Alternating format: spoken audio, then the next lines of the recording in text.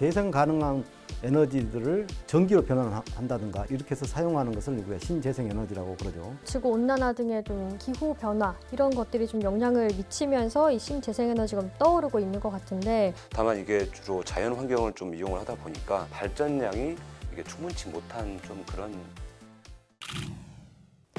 모르는 것보다 아는 게 더 많다. 잡학다식한 기자들의 신개념 토크쇼 전남 기자회견.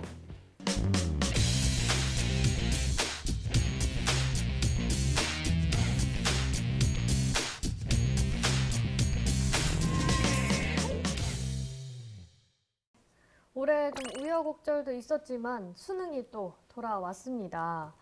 두 분은 혹시 수능하면 떠오르는 기억이 있으신가요? 겨울, 추위, 겨울 추위. 예. 꿀떡 기자님은 수능 세대신가요? 학력고사, 치렀던 세대시죠. 그렇죠. 예.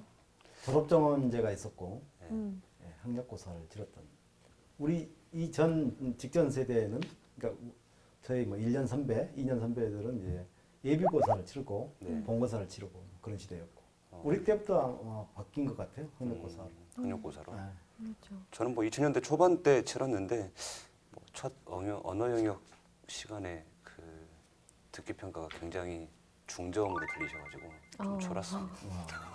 다 알기 때문에. 첫 시간, 네, 처음 아예 듣기잖아요. 이게 그 굉장히 추웠던 날이었는데 음. 그게 밖에 엄청 떨다가 들어가니까 되게 따뜻하더라고요. 네, 온도 조절을 참 잘해야 될 것 같습니다. 아무튼 뭐 네. 수험생은 뭐 항상 네, 춥고 배고프고 이렇게 긴장되고 그게 또 수험생들이 갖고 있는 공통적인 고충 아니겠습니까? 맞아요. 네. 수능 한파 또 정말 수능만 날만 되면 엄청 추워지잖아요. 네, 그렇죠. 또 코로나가 또 기승을 부리고 있기도 하니까 네. 또 문제인 것 예, 같습니다. 이제 날씨가 추워지는 이제 겨울철이 되니까 특히 이제 사람들이 주로 실내에 머물게 되고 근데 뭐 지금 전문가들이 얘기하기로는 바이러스가 기온이 낮을 때 더 생존 기간이 더 길다 이렇게 알려지고 있지 않습니까? 네. 그래서 또 수능 앞두고 청주에서는 또 수험생이 그 코로나19에 걸려가지고 이제 시험을 본고소장에서 못 치르고 이제 이번에 그 교육부가 정책을 좀 내놨기 때문에 그래서 분리해서 시험을 치러야 되는 부분들이 분명히 있어서 되게 좀 당혹스럽지 않았을까 네, 그런 좀 걱정도 있습니다. 다 가지 않는 길을 네. 뭐 우리 뭐 대한민국뿐만 아니라 전 세계가 전 인류가 가지 않는 길을 가고 있다. 또 그런 것을 올해 경험하고 있다. 뭐 이렇게 보시면 될 것 같습니다. 올해 이제 내년도 합격증을 받을 때까지 조금만 더 힘내서 학생들이 좀 나아갔으면 좋겠다 하는 그렇죠. 생각이 뭐 드네요. 대학별도 전형도 있고 그래서 그쵸. 면접도 있고 그래서 끝까지 최선을 다해서 원하는 학교를 갈 수 있도록 네. 우리가 예. 다 상황이 좀 비슷할 거니까 예. 그랬으면 좋겠습니다. 자, 오늘 주제에 대해서 좀 본격적으로 이야기를 나눠보면 좋을 것 같은데요. 이번 시간과 다음 시간에는 최근 더 부각되고 있는 이 신재생 에너지 시리즈로 좀 준비해봤습니다. 먼저 영상부터 확인하시죠.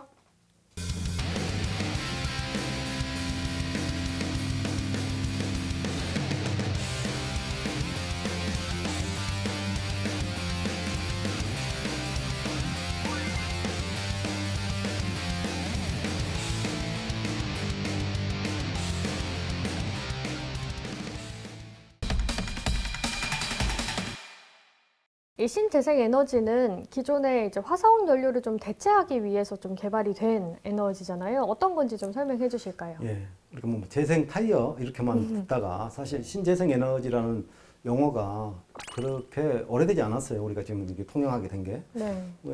아무튼 자연적인 것들 그러니까 뭐 햇빛이라든가 뭐 조류 그리고 뭐 여러 가지 뭐 유기체 생물 유기체 그러니까 재생 가능한 에너지들을 전기로 변환한다든가 이렇게 해서 사용하는 것을 우리가 신재생 에너지라고 그러죠.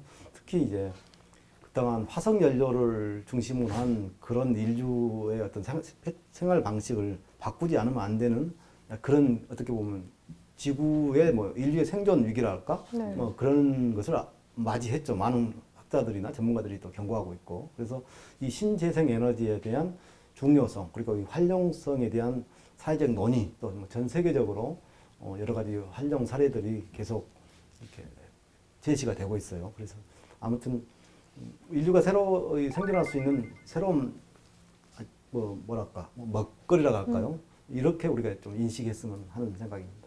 네, 찾아가는 거죠. 방향성을 찾아가는 건데 이 재생 가능한 에너지, 신재생 에너지 참 종류도 다양하고 네. 또 이만의 특징을 가지고 있잖아요. 어떤 게 있죠? 아무래도 그 자연 현상에서 이루어지는 바람이라든지 이런 것들은 이게 사실 고갈될 가능성이 그렇죠. 적잖아요. 예. 그런 반면에 이제 화석 연료 같은 경우에는 굉장히 가능성이 낮기 때문에 그래서 이런 그 신재생 에너지가 화석 연료하고는 좀 다른 특징을 갖고 있고요. 그리고 오염물질이나 이산화탄소 배출량이 적어서 친환경적이라고도 볼 수 있을 것 같고요. 그리고 화석 연료가 주로 이제 사실 중동이나 미국 쪽에 많이 분포가 돼 있는데 그렇죠. 예. 뭐 바람이나 뭐 바다나 이런 것들은 뭐 전 세계 어디라도 어디서나. 예, 마주할 수 있기 때문에 이제 그런 이제 전 세계적으로 골고루 분포하고 있는 그런 특징이 있는 것 같고요. 다만 이게 주로 자연 환경을 좀 이용을 하다 보니까 아무래도 발전량이 화석 연료에 비해서는 이게 충분치 못한 좀 그런 그 단점도 있는 것 같습니다. 예. 네네. 네, 정말 화석 연료의 고갈과 그리고 지구 온난화 등의 좀 이런 기후 변화 이런 것들이 좀 영향을 미치면서 이 신재생 에너지가 좀 떠오르고 있는 것 같은데 필요성 정말 그런 만큼 이 시대에 꼭 필요한 에너지지 않을까 하는 생각도 드는데요. 예. 프랑스에서 그게 나왔다고 그래요. 프랑스인들 기준으로 했을 때 이 지구애가 30억 명 정도 살면 가장 적정하다고 그래요. 근데 지금 뭐 70억 되고 있고 뭐 앞으로 2100년 되면 정점이 된다고 합니다. 그래서 그때는 2100년 정도 되면 뭐 인구가 지금보다 뭐 약 30억 이상이 더 늘 것이다. 네. 그렇게 지금 그 추산을 하고 있거든요. 인구가 많이 살다 보니까 그만큼 많은 에너지원을 필요하고 뭐 또 그 에너지원을 활용을 하려고 하다 보니까 가축도 많이 기르게 되고 뭐 가축에서 나오는 여러 가지의 그 메탄가스나 이런 것도 굉장하거든요. 네. 그런 여러 가지의 지구 환경의 문제, 지구의 뭐 생존의 문제가 결국 이런 대체 에너지를 찾게 된 어떻게 보면 계기가 됐지 않았나 이렇게 생각을 합니다. 예. 뭐 실제 생활에서도 많이 체감할 수 있는 문제들인 것 같습니다. 요즘에 화석연료 사용 때문에 미세먼지 문제가 가장 큰 것 같고요. 그 이제 2015년에 미국 국립과학원이 발표한 자료를 봤더니 이게 화석연료를 사용해서 그런 대기 오염이 발생하게 되고 이 대기 오염이 심지어 오존층을 파괴하게 되고 그러다 보니까 영화 투모로우처럼 예. 그런 현상까지 생겨서 이게 실제로 사망으로 이어진 그런 통계 자료가 있더라고요. 근데 이게 뭐 인구 10만 명당 비율로 치면 북한이 가장 높았고요. 예. 그 다음이 중국 그리고 대표적인 탈원전 국가인 독일이 3위를 차지했고 그 다음이 뭐 중국 그 다음이 이제 러시아 그리고 이제 후쿠시마 지진이 발생했던 일본 그리고 이제 우리나라 뭐 미국 이렇게 차지를 했는데 이게 사람을 죽일 수도 있다라는 그런 경각심을 심어주기 때문에 예, 이런 화석연료 사용에 따른 어떤 대기 오염이 예, 굉장히 이게 심각한 인류에 그 영향을 미칠 수 있다라고 기후에도 보는 거죠. 영향을 미쳐서 네. 그렇죠. 뭐 우리나라 같은 경우는 뭐 아열대 기후가 돼가지고 뭐 전에 없던 국지성 폭우가 나고 네. 또 그런 피해가 막심하고 네, 또 뭐 바다 같은 경우에도 뭐 아열대 기후에서 자라는 어족들이 고기들이 올라오고 뭐 이렇게 하는 거 보면은 기후 변화는 어제 오늘의 문제가 아니라 또 우리가 뭐 한 번 살고 버리는 그런 지구촌이 아니기 때문에 추손들의 문제고 인류 생존의 문제이기 때문에 정말 우리가 심각하게 받아들여야 되지 않을까라는 생각을 해봅니다. 네, 맞습니다. 우리가 편리하게 사용하고 했지만 그게 결국에는 또 우리 인간들에게 돌아오는 악영향으로 거죠. 좀 돌아오는 네. 상황이지 않나. 이 기후 변화를 좀 완화하려고 전 세계가 좀 함께 노력을 하고 있는데 이 파리 기후 변화 협약을 좀 빼놓을 수 없을 것 같습니다. 이 협약이 어떤 내용인지 좀 설명을 해주실까요? 네, 파리 협약 같은 경우에는 195개 당사국이 예, 참여를 해서 이 당사국 모두에게 온실가스 감축 의무가 주어졌습니다. 이게 2015년 12월에 프랑스 파리에서 열린 유엔 기후 변화 협약 당사국 총회에서 채택이 된 거고요. 앞서 이 당사국들은 그러니까 1997년도에 체결된 게 바로 교토 의정서를 기반으로 예, 이 의무들을 수행을 했었는데 당시에 이 교토 의정서 같은 경우에는 선진국들만 온실가스 배출에 대한 규제가 있었습니다. 근데 이번에 이제 이게 그 기간이 2020년에 이제 만료가 되고요. 2021년부터는 사실상 이제 파리 협약이 이제 시행이 되는데 이게 이제 새로운 좀 체제를 만들어 보자는 내용이 담겨 있어서 세부적인 내용을 보자면 아까 말씀드렸던 이제 전체가 참여해야 되는 부분들도 좀 있고요. 그리고 이 개발도상국들에게 이 온실가스를 감축할 수 있는 어떤 재원들이라든지 시설을 지원해주는 내용들도 담겨 있고요. 그리고 과거에는 이제 이걸 어겼을 경우에는 징벌적인 어떤 태도를 보였다고 한다면 이제 이 새로운 파리 협정은 비징벌적입니다. 그러니까 너네 뭐 과태료 물리거나 뭐 하지 않을 테니까 적극적으로 좀 참여해라. 좀 이런 차원에서 많이 열어놓은 부분도 있기 때문에 아무래도 신재생 에너지 분야가 이제 전 세계적으로 많은 이제 변화들이 좀 있지 않을까 싶습니다. 그렇죠. 뭐 이 협약이 갖고 있는 이제 파리 네. 이 협약이 갖고 있는 뭐 가장 큰 의미가 2050년까지는 화석 연료를 대체할 수 있는 신재생 에너지로 대체를 하자. 네. 그런 뜻이 모아졌기 때문에 이 협약이 말씀하신 것처럼 내년 1월 1일부터 이제 적용이 되는 거잖아요. 네. 어떤 좀 구체적인 효과를 기대할 수 있을까요? 이게 이제 독일 탈원전 정책으로 사실 이제 신재생 에너지 발전 비율이 화석 연료 발전량을 사실 넘어섰어요. 그래서 2015년에는 1990년 대비 뭐 27%의 온실가스 감축에 이제 성공을 했거든요. 대표적인 예가 뭐 프라이부르크라든지 이런 지역을 보면 재생에너지 전환을 통해 가지고 이게 뭐 태양의 도시라고 불릴 정도로 그렇게 에너지 전환을 많이 하게 됐죠. 그래가지고 사실 이제 2050년까지 이 온실가스 제로화를 목표로 했는데 그렇게 되면서 시민들의 높은 참여들도 좀 있었고 이게 실질적으로 그 온실가스를 획기적으로 좀 줄였던 그런 효과들이 좀 있기 때문에 아무래도 신재생 에너지로 변환이 된다면 그런 대기 오염이라든지 이런 부분이 조금은 더 감소해질 것 같고 이상 기온도 조금은 줄어들지 않을까 장기적으로 봤을 때 네. 예, 그런 효과가 예상이 됩니다. 산업혁명 이전 그러니까 산업혁명이 어떻게 보면 공장을 가동하면서 뭐 석탄을 가동하고 석탄을 사용해서 공장을 가동하고 그러면서 이제 이 온실가스 문제가 촉발이 됐죠. 그래서 인류는 지금 이렇게 하려고 하는 거죠. 산업화 이전 수준은 최소한 뭐 대비 지구 평균 온도가 2도씨 이상 상승하지 않도록 하는 게 목표라고 합니다. 그래서 온실가스 배출량을 단계적으로 줄이다 보면은 결국 이제 아까 협정 당사국 194개 미국이 뭐 탈퇴했으니까 어떻게 될지 모르겠습니다.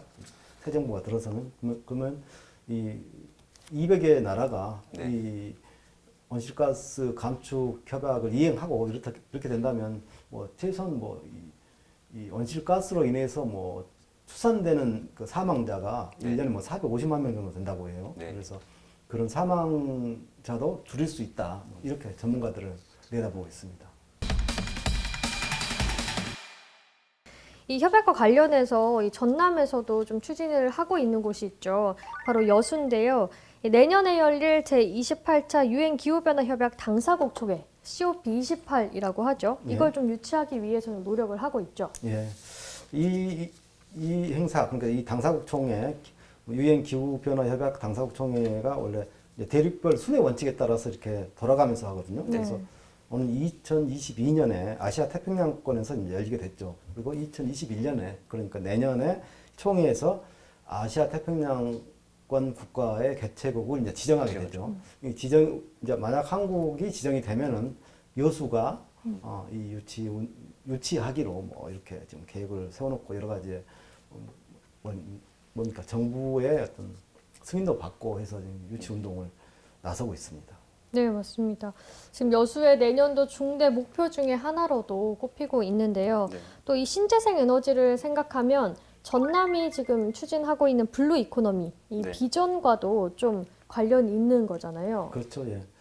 예를 들자면 우리가 지금 전남의 블루 이코노미 이 핵심이 정부가 발표한 뉴딜 정책과 코로나 시대의 뉴딜 정책 거의 뭐 맞물려 있거든요. 그렇죠. 거의 뭐 결이 핵심적인 같죠. 것들이 뭐 전남에서 어떻게 보면 추진이 되고 있죠.